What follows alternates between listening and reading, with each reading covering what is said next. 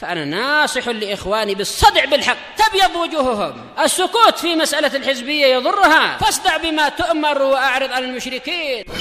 سلامي على دماج ورجالها والشيخ يحيى ودار العلم يا سعد بانيها. بسم الله الرحمن الرحيم. الحمد لله والصلاة والسلام على رسول الله وعلى آله وصحبه ومن والاه ما بعد. إخواني في الدين وأخواتي في الله، أعزني wa'azzakumullahu jami'an wa barakallahu fikum. Kita lanjutkan bacaan berikutnya terhadap kitab Irsyadus Sari syarah terhadap kitab Syarhus Sunnah lil Imam Al-Barbahari rahmatullahi alaih yang disyarah oleh Asy-Syaikh Al-'Allamah Ahmad bin Yahya An-Najmi asbahullah. Sekarang kita masih berada pada halaman 118 bagian bawah itu, mengenai larangan kita memikirkan tentang zat Allah Ta'ala. Haram kita mikirkan tentang zat Allah Ta'ala, tangannya bagaimana, turunnya bagaimana, wujudnya bagaimana, gak boleh ya. Tapi diperbolehkan kita memikirkan, merenungi ciptaan Allah Ta'ala. Itulah pendapat yang kuat. Jadi pendapat yang benar maknanya adalah, larangannya adalah memikirkan zat Allah Ta'ala. Zatnya kayak apa ya, tangannya kayak apa, itu gak boleh. Cukup kita meyakini Allah Ta'ala punya tangan, naam, tangan yang hakiki, yang ada wujudnya, yang layak sesuai dengan keagungan Allah Ta'ala. Bagaimana bentuknya wallahu alam. Itu keyakinan Ahlus Sunnah wal Jamaah. Antum lihat bawah itu, wa yakfina an nufakkir fi khalqillah. Dan cukup bagi kita untuk memikirkan terhadap ciptaan Allah Ta'ala. Jadi yang kita pikirkan, yang kita renungi ciptaannya. Betapa indahnya ciptaan Allah Ta'ala, betapa teraturnya, perputaran siang dan malam. Begitu datang siang hilang malam, datang malam hilang siang. Kemudian bagaimana ciptaan Allah Ta'ala mengenai bulan, mulai bulan sabit sampai bulan purnama. Kemudian bagaimana barakallahu fiik matahari dan bulan. Kita lihat di sini, wa fi qudratihi al-khariqah al-'azimah. Dan juga cukup bagi kita merenungi, memikirkan terhadap apa? Kemampuan Allah Subhanahu wa taala yang kadang di luar logika. Paham ya, kita kadang enggak mikir, dalam artian di luar logika kita gitu, kok bisa gitu loh. Walau fakkara al-insanu fi aslihi lakafah. Lihat ini. Kalaulah seandainya manusia itu memikirkan apa yang ada pada dirinya, asal usulnya, niscaya cukup. Kita ini loh, bayangkan kita sendiri bagaimana asal usulnya kita, mulai dari ujung rambut sampai ujung kaki. Itu sudah cukup bagi kita gitu loh. Masya Allah, betapa teraturnya susunan yang Allah Ta'ala barakallahu fiik susun untuk manusia ini. Dan manusia ini, sebagaimana perkataan Allah SWT, diciptakan yang paling bagus, fi ahsani taqwimin, bentuk postur yang paling bagus ciptaan Allah Ta'ala manusia. Mafhum. Kemudian falyufakkir kaifa hawwalallahu nutfah allati khalaqa minha ila hadzal khalqil azim. Maka hendaknya seorang memikirkan, merenungi bagaimana Allah Ta'ala mengubah air mani yang Allah Ta'ala ciptakan darinya sampai kepada makhluk yang agung ini. Coba bayangkan, cuma setetes air mani, kemudian Allah Ta'ala ubah menjadi segumpal darah, kemudian sepotong daging sampai menjadi manusia. Bayangkan itu kan luar biasa. Dan bahkan Allah Ta'ala ketika ingin menghendaki sesuatu cuman ucapan kun apa? Fayakun. Jadilah maka jadilah. Kita lihat di sini, wa kaifa hawwalallahu azza wa jalla an-nutfata allati yakhluq minha al-hayawan ila hayawan. Dan bagaimana, dan perhatikanlah dan renungilah bagaimana Allah Ta'ala ubah setetes air mani yang Allah Ta'ala ciptakan darinya hewan ke hewan yang lainnya. Lihat, gak pernah tertukar, gak pernah ada kisahnya lembu lahirnya kambing. Bayangkan itu, karena teratur sekali. Ya kan, Allah Ta'ala ciptakan lembu dengan postur yang memang cocok untuk lembu tersebut. Ya kan, gak ada lembu kepala kambing, gak ada kan, karena teraturnya ciptaan Allah Ta'ala. Mafhum. Kemudian juga mengenai tumbuh-tumbuhan. Misalkan buah pisang atau pohon pisang buahnya mangga nggak ada. Nah ya, semua teratur. Pohon pisang ya buahnya pisang. Itu pun proses, ya kan? Nah, begitu pula pohon mangga, ciptaan Allah Subhanahu wa taala, buahnya pun bukan durian. Buahnya mangga juga. Itu menunjukkan teraturnya ciptaan Allah Subhanahu wa taala. Itu yang boleh kita renungi. Adapun zat Allah taala haram, kita bayangkan, kita pikirkan. Bisa dipahami ya? Nah, zat itu maksudnya bagaimana tangannya, bagaimana bentuknya, itu enggak boleh. Tapi ciptaan Allah taala kita renungi agar kita semakin bersyukur kepada Allah Subhanahu wa taala. Kita lihat wa kaifa hayya Allahu kulla syai'in minal makhluqat ila ma qasadalah sahih. Dan bagaimana Allah Ta'ala siapkan segala sesuatu dari makhluk-makhluknya kepada apa yang Allah Ta'ala inginkan untuknya. Fahayya Allah al-baqarah lil harth sahih. Maka Allah Ta'ala persiapkan 6 lembu atau sapi untuk apa? Untuk pertanian. Jadi hewan sapi itu, lembu itu aslinya bukan hewan tunggangan gitu loh. Hewan yang biasanya dipakai untuk membajak, untuk pertanian. Wahanya al-ibil lil hamal sahih, kalau onta na'am. Dan Allah Ta'ala persiapkan onta untuk apa? Untuk membawa barang atau untuk dikendarai. Ila dzalik mimma narah. Dan selain itu yang kita saksikan. Wa na'lamu, dan kita mengetahuinya. Semuanya sesuai dengan kapasitasnya. Ya kan? Mana hewan yang untuk jadikan hewan tunggangan, mana yang apa? Hewan yang memang untuk jadikan sembelihan. Paham ya? 6 yang tidak boleh tunggangi. Itu semua Allah Ta'ala atur dan letakkan pada tempatnya. Falladhi qaddara ala tahwili, falladhi qadira atau qadara ala tahwilin nutfah min nutfah ila insan wa ila hayawan, alaysa dzalika huwa rabbul qadir ala kulli syai'. Maka zat yang mampu untuk mengubah air mani dari setetes air mani menjadi manusia, menjadi hewan, bukankah itu adalah Rabb yang maha mampu terhadap segala sesuatu? Bala, jawabannya tentu.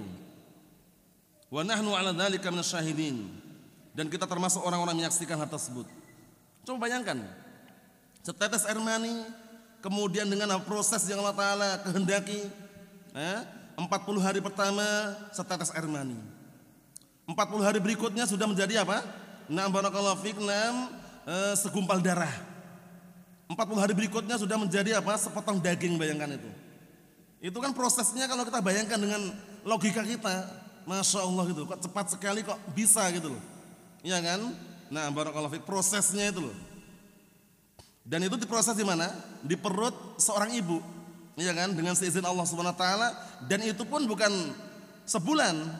Prosesnya itu normal 9 bulan. Iya kan? Barulah Allah Ta'ala kehendaki untuk apa? Untuk wanita tadi melahirkan. Kita lihat. Wal muhim, dan yang penting, an tafakkura yanbaghi an yakuna fi khalqillah la fi dzatihi. Penting ini. Yang penting bahwasanya memikirkan, merenungi selayaknya, sepantasnya, yang bagi itu selayaknya, sepantasnya, an yakuna fil khalqillah, terjadi pada ciptaan Allah Ta'ala. Itu yang boleh kita renungi. Indahnya luar biasa, ya kan? 7 lapis bumi, ya kan? Kemudian 7 apa? Barakallahu 7 lapis langit. Bayangkan itu. Menunjukkan bahwasanya ciptaan Allah Ta'ala sangat luar biasa. Bukan pada zatnya, ingat-ingat nih, la fi dzatihi, bukan pada zatnya. Wal naqra qala Allah Ta'ala, dan hendaknya engkau atau kita membaca perkataan Allah Subhanahu wa taala, laisa kamitslihi syai' wa huwas samiul basir. Tidak ada sesuatu apapun yang serupa dengan Allah Ta'ala, dan Allah Ta'ala zat yang Maha mendengar dan Maha melihat. Wa yajibu alaina at-taslim bi hadhil ayah, dan wajib kita semuanya untuk terima terhadap ayat yang mulia ini. Hatta la tatakhabbat uquluna fi syai', agar tujuannya apa? Agar akal-akal kita tidak berjatuhan, bergelimpangan. Tatakhabbat itu jatuh, paham ya? Campur baur, kacau gitu, tatakhabbat itu artinya. Agar akal kita tidak kacau, tidak campur baur pada suatu perkara. La yanbaghi, enggak layak. Wa idza kanatil jannatu fiha ma la 'ainun ra'at wa la udhun sami'at wa la khatara 'ala qalbi bashar wa hiya khalqun min khalqillah fa kaifa bi dzatillah. Artinya apa? Sekarang saja, apabila surga saja belum pernah kita melihatkan dengan mata kita surga, belum pernah kita dengar telinga langsung kan dengan telinga kita, belum pernah terpetik di benak kita secara langsung. Paham ya? Itu padahal makhluk ya. Terus apa kata beliau? Bagaimana dengan zat Allah Subhanahu wa taala? Bisa dipahami? Sesuatu yang belum pernah kita melihat saja, keindahannya padahal itu makhluk luar biasa, apalagi zat yang menciptakan makhluk tersebut tentunya lebih indah lagi. Bisa dipahami? Nah, makanya disebut dalam riwayat, nah di sana nanti di surga, penduduk surga, itu setiap hari Jumatnya mereka yatazawwarun, saling ziarah, berkunjung. Ada yang pergi ke pasar-pasar surga. Kemudian setiap kali orang yang melihat yang laki-laki tambah ganteng. Setiap kali melihat Allah Subhanahu wa taala, wajah Allah Subhanahu wa taala maksudnya, yang perempuan tambah cantik. Paham ya? Dan termasuk kenikmatan yang paling besar setelah masuk surga adalah melihat wajah Allah taala. Dan yang puncaknya ridha Allah Azza wa Jalla. Kalau sudah dapat keridhaan Allah taala, otomatis dapat dua-duanya. Bisa dipahami? Nah, semuanya Allah taala apa? Berikan. Nah, jadi al-jannah wan nadhar ila wajhillah wa ridallah. Surga melihat wajah Allah taala dan mendapatkan ridha Allah Subhanahu wa taala. Itu paling tinggi. Dan masing-masing penduduk surga dijelaskan oleh para ulama kitab rujukan yang paling bagus untuk mengenai kenikmatan surga dan neraka. Sudah kami sebutkan dulu ya, Hadil Arwah ila Biladil Afrah. Karya Al-Imam Ibnu Qayyim, bagus sekali kitabnya itu. Paham ya? Bagaimana kenikmatan surga, bagaimana penduduk surga. Di surga itu enggak ada yang namanya iri, dengki, dendam, itu enggak ada. Yang ada hanya kenikmatan demi kenikmatan. Surga yang paling rendah saja penduduknya itu merasa yang paling tinggi. Itu paling rendah malah ya. Jadi penduduk surga yang paling rendah itu merasa yang paling tinggi sudah. Padahal masih ada surga yang lebih tinggi lagi. Kenapa kira-kira? Karena Allah Ta'ala berikan apa? Kenikmatan yang tidak terhitung. Sebagaimana penjelasan yang sahih yang sering kita dengar dalam hadis, surga yang paling rendah, yang paling bawah itu lebih baik, lebih bagus dibanding 10 kali dunia dan seisinya. 10 kali loh ya, bukan sekali, 2 kali, 1 kali aja udah luar biasa, 10 kali dunia dan seisinya. Masya Allah. Nah, makanya dijelaskan oleh para ulama, jadi masing-masing yang penduduk surga barakallahu fiik merasa dia yang paling tinggi kedudukannya, padahal masih ada surga yang lebih tinggi lagi karena kenikmatan yang dia rasakan. Semua makanan yang dia makan, minuman yang dia minum tidak menjadi kotoran, tapi menjadi keringat yang berbau apa? Misik. Masya Allah. Naam. Kata beliau wabillahi taufik. Berarti pembahasan ini sudah kita selesaikan. Pembahasan baru. Qala al-Imam Al-Barbahari rahimahullah, bagian atas itu, wa'lam, dan ketahuilah, annal hawama, bahwasanya binatang yang berbisa, hawam itu binatang yang berbisa, wastiba' binatang buas, wadawab binatang ternak, nahu seperti adzar itu semut yang kecil, dar itu semut yang kecil, wadzubab lalat, wannamal kulluha ma'murah, dan juga semut, namal itu lebih khusus lagi, kalau dar itu semut kecil. Dan semut, mereka semuanya ma'murah, diperintah oleh Allah Ta'ala, hewan-hewan tadi itu. Dan mereka semuanya bertasbih atau tidak? Bertasbih, cuman kita enggak paham tasbihnya. Wa min syai'in illa yusabbihu bihamdihi walakin la tafqahuna tasbihahum. Tidaklah ada sesuatu di muka bumi ini, segala sesuatu melainkan bertasbih kepada Allah Ta'ala. Yusabbihu bihamdihi. Jadi bertasbih memuji Allah SWT. Tapi kalian enggak paham tasbihnya mereka. Jadi kita enggak paham bahasa hewan itu ya, tapi mereka semua tasbih. Cuman poin yang mana, suara yang mana kita enggak tahu, enggak bisa nebak. Paham ya? Naam. Beda dengan sufiyah. Sufiyah kalau turun hujan ya kan nebak. Wah ini suara kata ini tasbih la ilallah, kata subhanallah katanya. Suara kata itu. Paham ya? Itu enggak benar. Enggak ada yang tahu sedang bersuara apa yang disuarakan, maksudnya apa kita enggak tahu. Cuman semua makhluk bertasbih. Secara umum dengan keumuman ayat tadi itu. Paham ya? Walakin la tafqahuna tasbihahum, tapi kalian tidak tahu apa? Tidak mengenal, tidak paham tasbihnya mereka. Paham ya? Seperti itu. Kita lihat sini.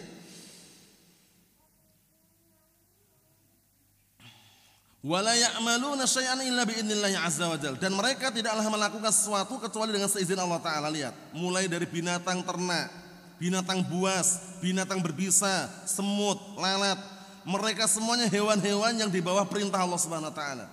Dan mereka semuanya tidaklah mengerjakan sesuatu kecuali dengan seizin Allah Subhanahu wa taala, dengan beraneka ragam bentuk hewan tersebut.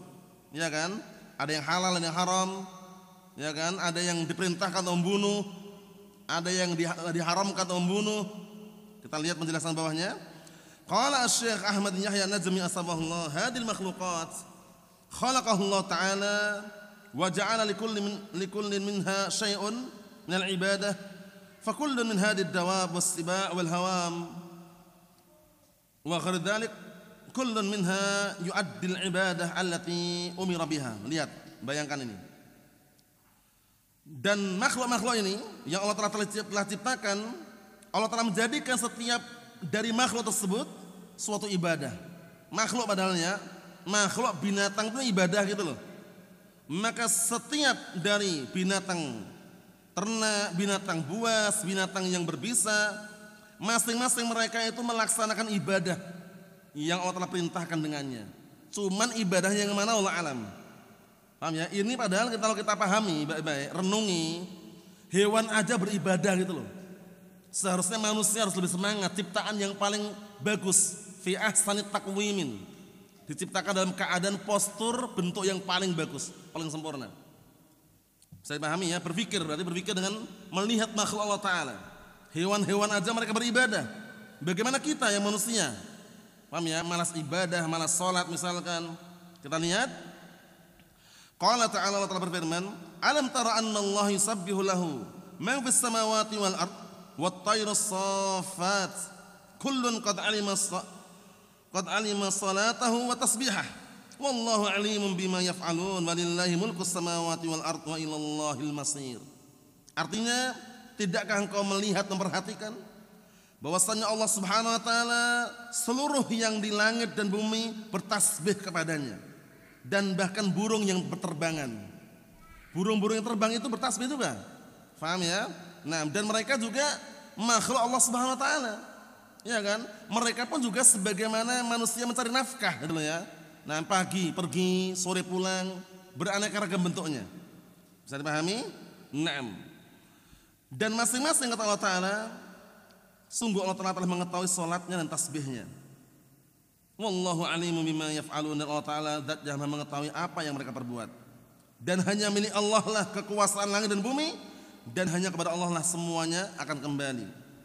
Wa min hadhil ayah na'lam anna li hadhihi ad-dawab wat tuyur anwa'an min al-ibadah khalaqahu Allah laha. Sahih. Dari ayat inilah kita ketahui bahwasannya untuk binatang ternak dan burung dan beraneka ragam yang mereka Allah telah ciptakan padanya, apa? Ada ibadah yang Allah telah ciptakan untuknya. Jadi mereka ini walaupun hewan, itu mereka beribadah gitu loh. Nah, kita sebagai manusia seharusnya malu nggak ibadah. Karena apa? Karena mereka hanya otak modalnya, akal nggak punya.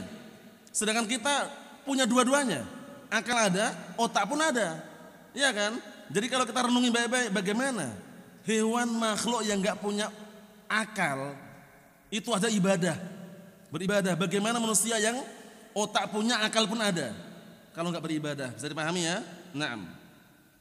Makanya dipermisalkan dalam Al-Quran Karim orang-orang kafir yang mereka berbuat syirik kepada Allah Subhanahu Wa Taala dan mereka tidak mau menganut agama Islam dan mereka tidak mau mentauhidkan Allah Subhanahu Wa Taala, dipermisalkan bagaikan apa? Binatang ternak, ya kan? Naam. Dipermisalkan bagaikan binatang apa? Binatang ternak. Apa kata Allah Ta'ala? Balhum adol.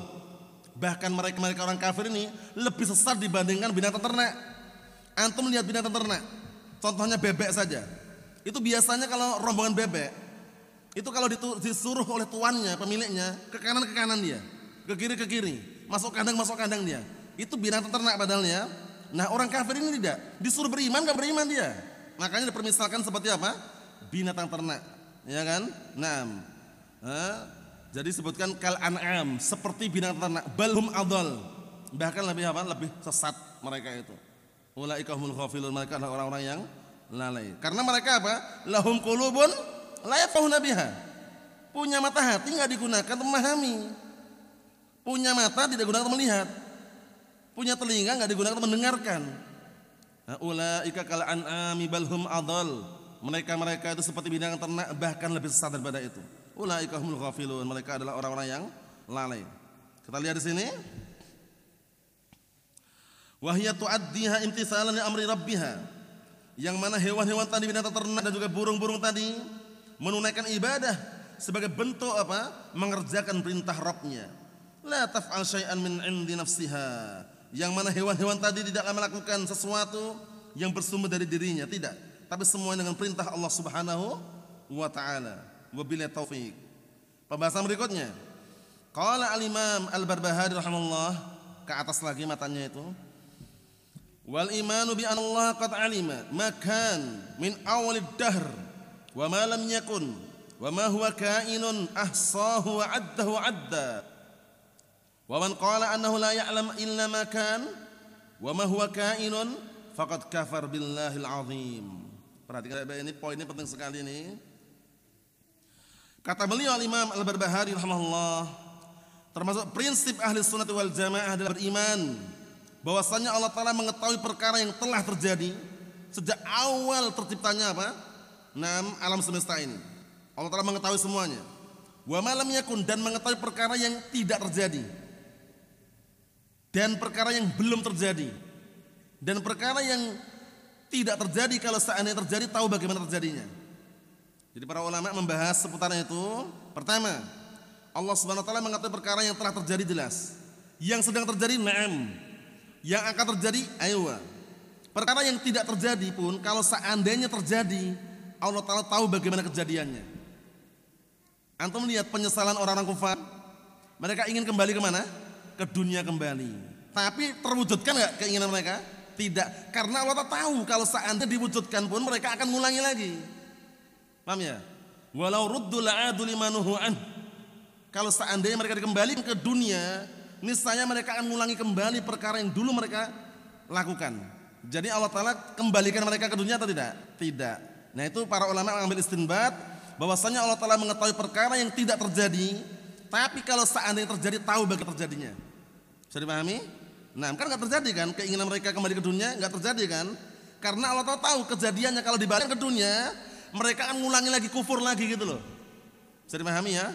Naam, inilah luasnya keilmuan Allah Subhanahu wa taala. Wa ma lam yakun, dan semua perkara yang belum terjadi. Wa ma huwa kain, dan perkara yang sedang terjadi. Ahsahu wa addahu adda. Allah Ta'ala telah menghitungnya dan telah menetapkannya dengan perhitungan. Semuanya Allah Ta'ala menghitungnya. Semuanya Allah Ta'ala menetapkan. Sebagaimana hadis yang sahih Nabi kita Muhammad SAW, beliau mengatakan apa? Awwalu ma khalaqallahu al-qalam faqala lahu uktub.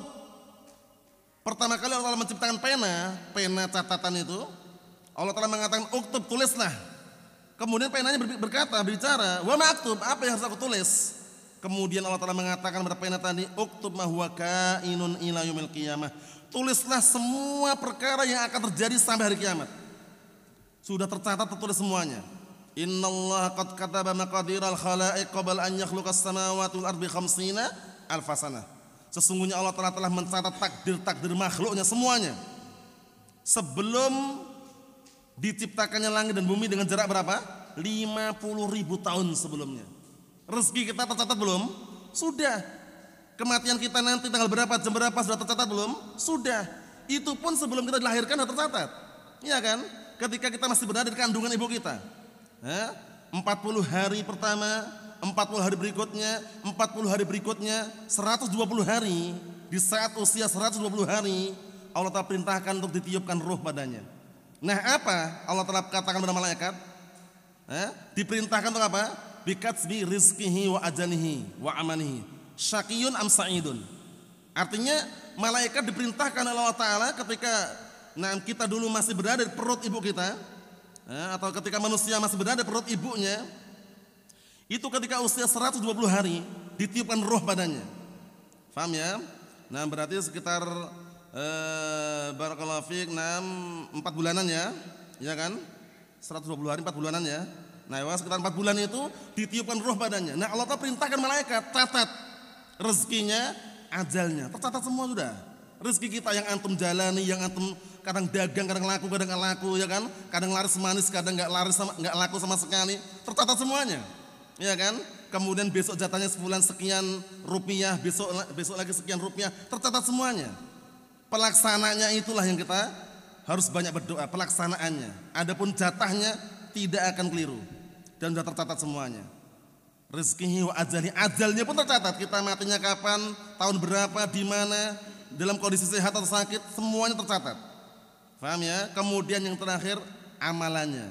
Dia termasuk orang yang syaqiyun sengsara, am sa'idun atau orang yang bahagia, tercatat semuanya.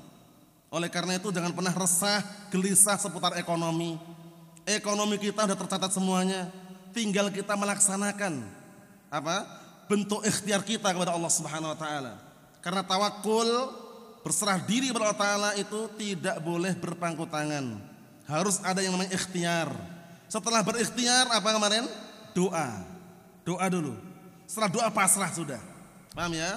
Nah, antum melihat seekor burung sebagaimana sebut dalam hadis, taghdu khimasan wa taruhu bitanan. Burung saja itu pergi pagi hari dalam kondisi perut kosong, pulang sore hari dalam keadaan perut penuh. Ngapain perginya?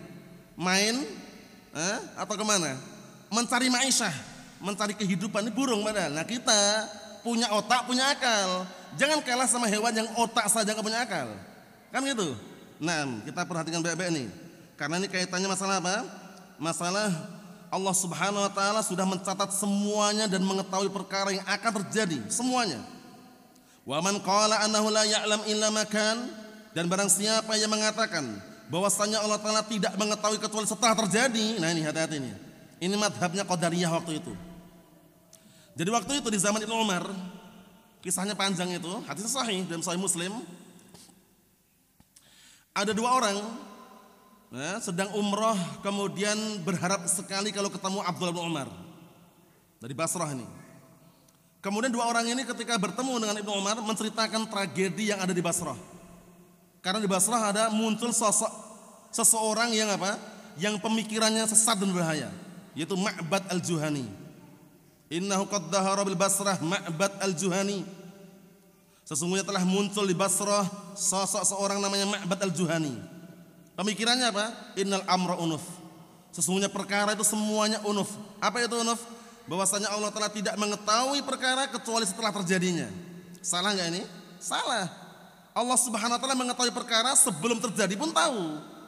Yang telah terjadi na'am, yang sedang terjadi aywa, yang belum terjadi pun tahu Allah Ta'ala. Dan bahkan tadi perkara yang tidak terjadi pun kalau seandainya takdirkan terjadi, tahu bagaimana kejadiannya. Allah Subhanahu wa taala. Lihat. Waktu itu pemikiran Qadariyah seperti itu. Akhirnya Ibnu Umar mengatakan apa di akhir hadis? Fa in laqitahum, jika kamu jumpa mereka, akhbirhum, kabarkan mereka, anni bariun minhum wa hum bura'u minni. Kabarkan kepada mereka bahwasanya aku berlepas diri dari mereka dan mereka pun juga berlepas diri dari aku. Karena apa? Karena Qadariyah yang meniadakan ilmunya Allah Ta'ala inilah kafir para ulama. Paham ya? Karena Qadariyah dua, ghulat sama ghair ghulat. Qadariyah yang ekstrim yang meniadakan ilmunya Allah Ta'ala. Jadi mereka meyakini Allah Ta'ala tidak mengetahui kejadian kecuali setelah terjadinya. Jadi antum dan kita duduk di sini, Allah Ta'ala nggak tahu kecuali setelah duduk itu loh. Itu ibarat seperti itu. Itu yang kata para ulama, Syekhul Islam mengatakan sekarang itu sudah punah, nggak ada lagi yang itu. Yang ada hanya Qadariyah yang ghair ghulat.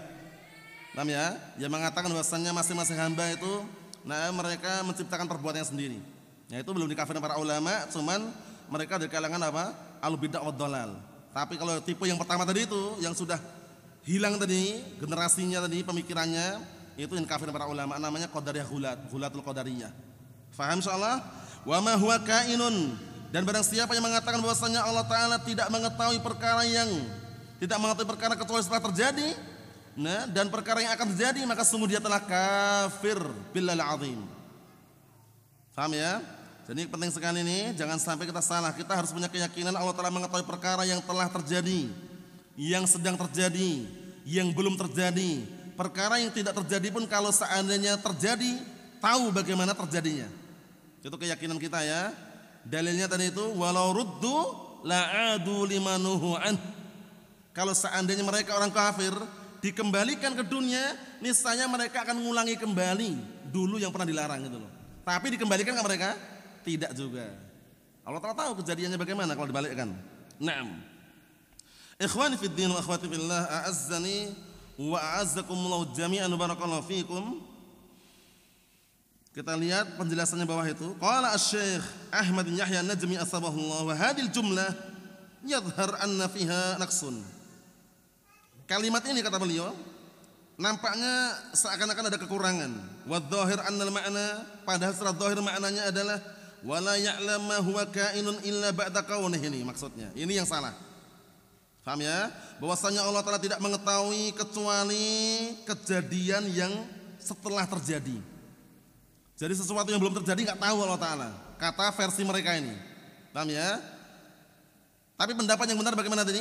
Mengetahui perkara yang telah terjadi, yang sedang terjadi, yang belum terjadi pun tahu Allah Ta'ala. Ingat-ingat ya. Wa hadza qaulu Hisham ibn Hakam ra'sud dalalah. Lihat ini. Ini ucapan Hisham ibn Hakam. Dan bahkan di Qadariyah waktu itu Ma'bad al-Juhani sama pemikirannya. Jadi Allah Ta'ala itu tidak mengetahui kejadian kecuali setelah terjadi. Nah di sini kata beliau, ini adalah ucapan Hisham bin Hakam, pemimpin dalalah, pemimpin kesesatan.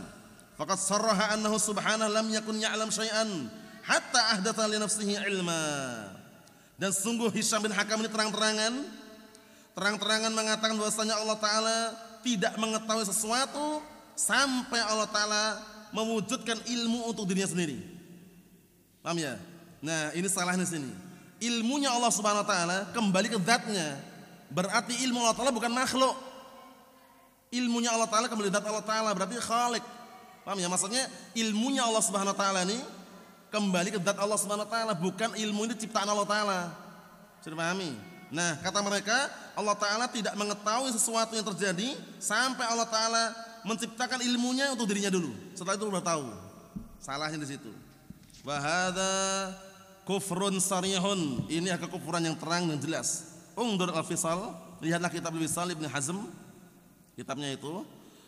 Wa aqul, dan aku katakan kata Syekh Ahmad Yahya An-Najmi asbahullah, al-qaul bi anna Allah la ya'lam asya' illa ba'da wuqu'iha.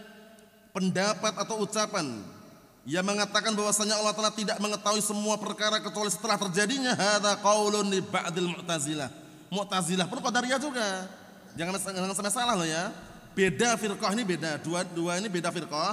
Tapi masalah poin ini Mu'tazilah pemahamannya Qadariyah. Bisa dipahami? Kita lihat di sini. Kata beliau, ini adalah pendapat ucapan sebagian Mu'tazilah. Siapa pentolannya Mu'tazilah ini? Yang enggak bisa mengucapkan huruf ra? Naam, Wasil bin Atha al-Ghazzal. Wasil bin Atha al-Ghazzal disebutkan dalam tarjumannya, biografinya itu, dia itu pandai bicara, pandai pidato, pandai ngomong, tapi memang dia tidak bisa mengucapkan huruf ra. Suatu ketika diperintahkan oleh seorang amir untuk mengucapkan burun. Burun ada ra-nya itu kan. Akhirnya dia lari dari burun pindah ke komhun. Artinya sama, semacam gandum. Burun juga gandum, komhun juga gandum. Cuman komhun kan enggak ada ra-nya. Paham maksudnya? Nah, melincahnya di situ. Tapi tokoh Mu'tazilah. Ini menunjukkan bahwasanya yang namanya penyeru kebatilan itu tidak semuanya tidak pandai bicara, bahkan pandai bicara. Lihat, Wasil atau al-Ghazzal. Setelah dia menyendiri dari majelisnya Al-Imam Al-Hasan Al-Basri, dia juga membawa teman namanya Amr bin Ubaid. Naam, kita lihat sini. Wa huwa qaulun batil. Yang mana inilah pendapat yang batil. Pendapat apa tadi? Pendapat yang mengatakan bahwasanya Allah Ta'ala tidak mengetahui semua perkara kecuali setelah terjadinya, itu pendapat yang batil. Wa man ya'taqidu dzalik faqad kafar. Dan barang siapa yang meyakini hal tersebut maka sungguh dia telah kafir. Fal ilmu sifatun lillahi azza wa jal.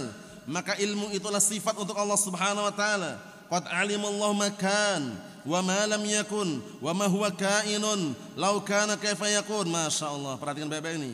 Sungguh Allah telah mengetahui perkara yang kan telah terjadi, wa ma lam yakun dan perkara yang tidak terjadi, wa ma huwa kainun dan perkara yang sedang terjadi. Law kana, kalau seandainya terjadi, kaifa yakun, bagaimana terjadinya. Tahu Allah Subhanahu wa taala. Manusia bisanya apa biasanya? Memprediksikan. Mendung ini kayaknya mau hujan. Enggak bisa pastikan. Ternyata mendung bukan berarti apa? Hujan. Kadang seperti itu kan prediksi manusia. Tapi Allah Subhanahu wa taala kadang takdirnya itu orang kadang bikin sesuatu yang orang itu secara logikanya enggak masuk akal gitu loh. Masa panas hujan sih? Iya kan, kadang ada kan? cuacanya kelihatan panas tapi hujan. Ya kan? Kelihatan mendung gelap sekali tapi enggak hujan. Makanya prediksi manusia itu seringnya meleset. Kalaupun benar bertepatan, Allah Ta'ala menakdirkan. Cuman seringnya yang namanya manusia hanya memprediksikan. Ini mendung kayaknya mau hujan. Ternyata enggak hujan juga. Karena belum takdirnya. Bisa dipahami? Nah, kita lihat sini. Dikit lagi kata beliau, wa katabahu fil lauhil mahfuz qabla khalqis samawati wal ard. Lihat ini. Dan sungguh Allah Ta'ala telah mencatatnya di dalam lauhil mahfuz sebelum diciptakan langit dan bumi. Dengan jarak berapa tadi? 50.000 tahun sebelumnya. Sehingga kalau kita enggak percaya dengan rezeki kita, kurang yakin dengan ekonomi kita, jangan.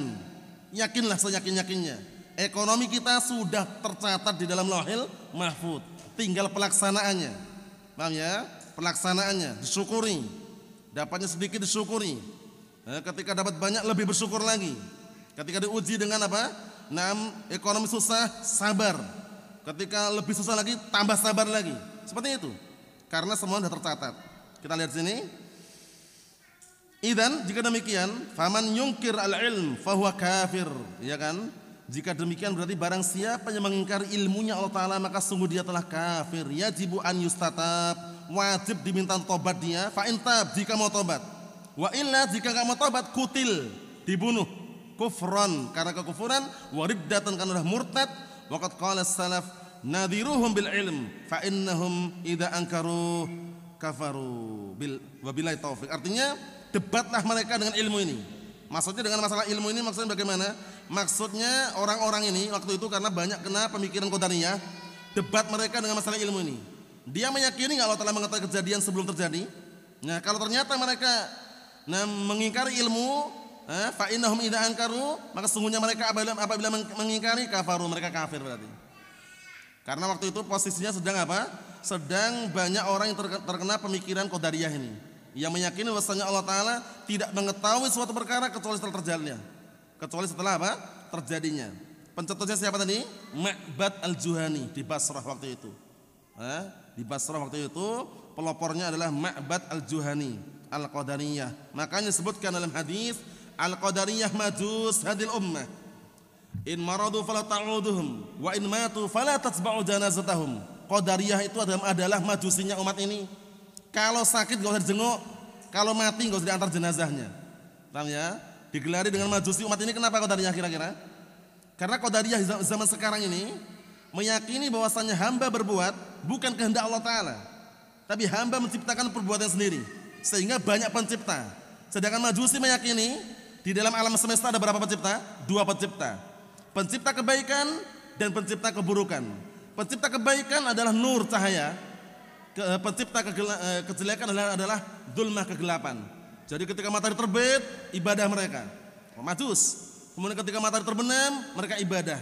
Karena apa? Karena datang kegelapan, datang keburukan. Ketika terbit matahari, datang cahaya, datang apa? Kebaikan. Nah, sama dengan Qadariyah. Miripnya mana miripnya? Qadariyah meyakini masing-masing hamba menciptakan perbuatannya sendiri-sendiri. Sehingga pencipta banyak enggak? Banyak. Nah, Majusi mengatakan di dunia ini ada 2 pencipta. Sama-sama meyakini ada pencipta selain Allah Subhanahu wa taala. Makanya digelari Al-Qadariyah majus hadil ummah. Qadariyah ini adalah majusinya umat ini. Wallahu a'lam bissawab. Nasallahu as-salamata wal afiyah fid dunya wal akhirah. Walhamdulillahirabbil alamin.